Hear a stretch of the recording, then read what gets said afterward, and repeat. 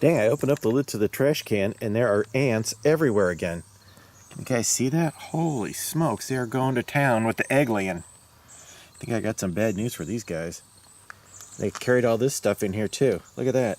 I think that's all eggs. Good Lord. Hey Geopale, Fern Bark. It's about noon up here at Morningwood and the fog is starting to lift. Now I'm trying to get spiderwebs out of my eyes. I was trying to catch some of the fog creeping through the trees, but I don't think this camera's good enough to pick that up. Anywho's, I got nothing. My lunch is delayed today because I had Antmageddon in my shed and in my trash. And now that I think about it, I'm a little afraid to go into my camper. Anyhow, I guess I can look at the camper while this rehydrates right here. For lunch today, I'm going to have Southwest corn and something. So today for lunch, I'm going to have Southwest corn and black bean salad. Doesn't that sound good? All I got to do is put in 6 ounces of water and wait, how long? Probably about 10 or 15 minutes. Here's our nutritional data on the backside. 490 grams of sodium. Not bad for one of these types of meals. It's at least my sodium is less than the calories, which is a good point. 21 grams of protein and 10 milligrams of cholesterol. Let's get her going. And have a look-see. Oh, we got extras in here. Let's move over to the table. We'll say that one thing that I really like about Packit Gourmet is they put in all these extras to make the food taste a lot better. Got some tortilla chips and cheese there. Got some Cholula and some other sauces. We'll crack that open in a minute. And there's probably a desiccant pouch in here, but that's what it looks like. Looks pretty nice.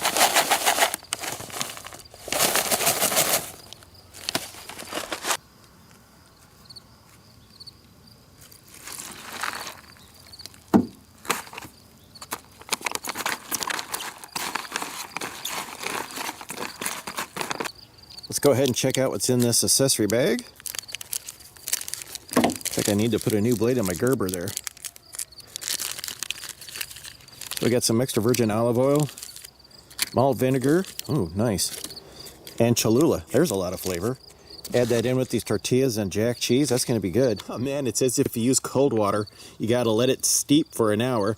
Then we put in the dressing packages, and then it's another 30 minutes. I should have started this like the second I got out of the car. Well, I had to get in here and take the front off of my Midnight 200, if you're wondering what the inside of one of those looks like. Anyhow, that was filthy with ants, and I hope it's not fried. I turned off all the power to it. Here's the faceplate to it, and this is where the display was right there. They crawled right in through the little data port hole where you plug in like a phone plug. They came screaming out of there. They're dying now, though. Apparently, they're allergic to sunlight. We got inside this light, too. Little buggers. Yeah, I'm not a paleontologist, but that looks like a real problem right there. My God. That's the front of my thing that we saw ants going through the last time. God, now they're on my hand. Well, through the magic of time, an hour has elapsed. Thought we'd take a break from the horror show of ants and go ahead and add the rest of our ingredients in here. Well, not the rest of them, just the wet components. Our olive oil and sauces. Oh, wow.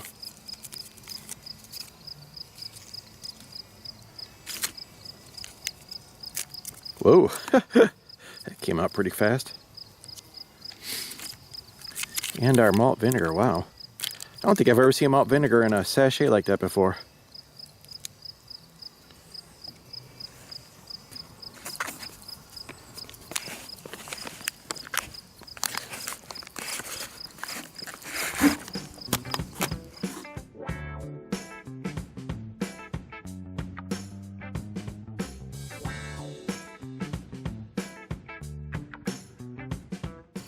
And through yet another miracle of time, we now have our completed product with the extra added pieces to it, which I'm going to pour into this lid of a replica Italian M31 mess kit. I think it's an M31, I could be wrong. Hey, which reminds me, has anyone seen a video from John Sherwood lately? That dude must have every mess kit made in the history of man.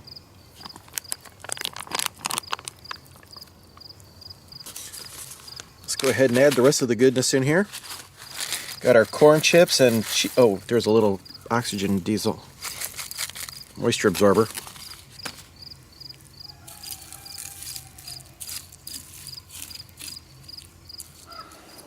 we go. Let's give this baby a try.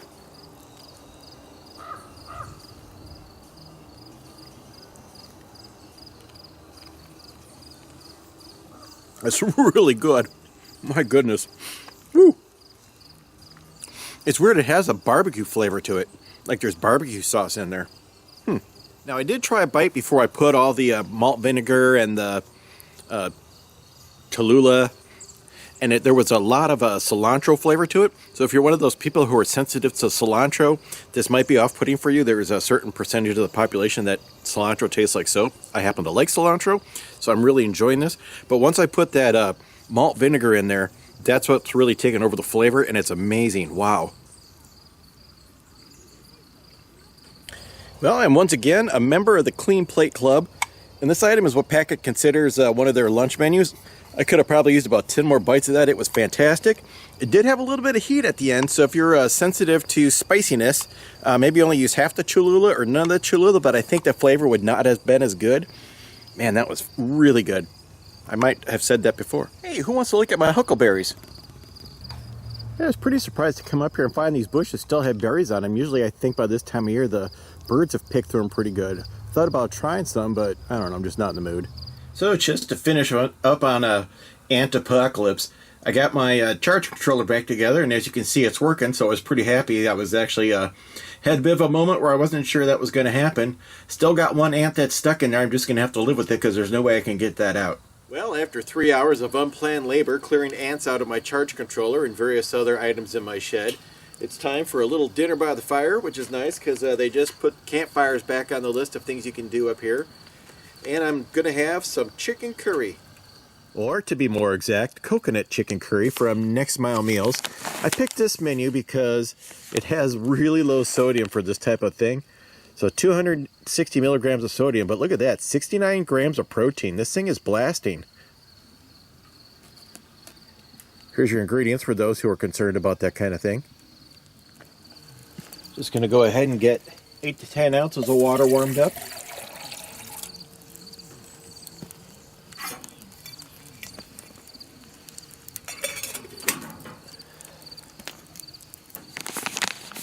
All right, while that's heating up, let's go ahead and take a look at what's inside this bag, which might be interesting. Oh, big pieces of chicken. We got peas. We got a do not eat in here, and lots of curry spices. It looks like some kind of nuts. Yeah, it's 4:47 and the sun is already on the other side of the trees. In fact, it's about right there. So it's getting dark earlier, which is okay for me because that means I get to have a campfire earlier.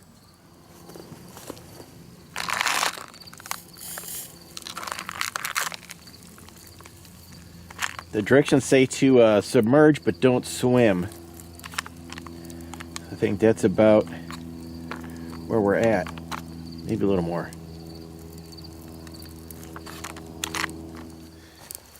Once again, we have witnessed the miracle of time. It is now 7 minutes later. Oh, maybe don't pop yours as heavy as mine.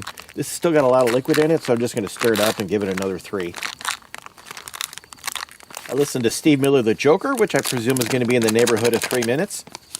Let's get this into this fancy bowl that I only use for special occasions. Get everything out of the bag. Boy, that color is something else.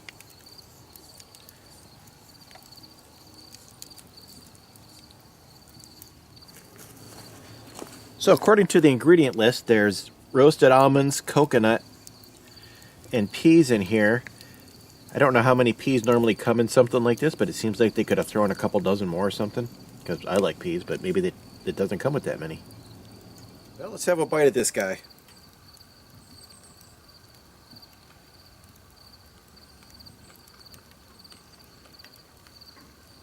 It's actually really good.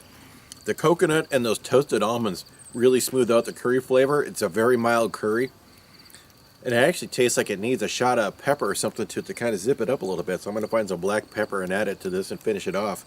It's pretty decent because it smelled terrible when I poured it out of the bag. Well, I tell you what, color me surprised. That was pretty darn good. The coconut and the almonds just really smoothed that out. If I'd have had 100 to 200 grams of rice to go with this, that would have been the stuff right there. But kind of takes it out of the keto neighborhood. Sorry, folks, but your old pal, not keto. Could have used the rice.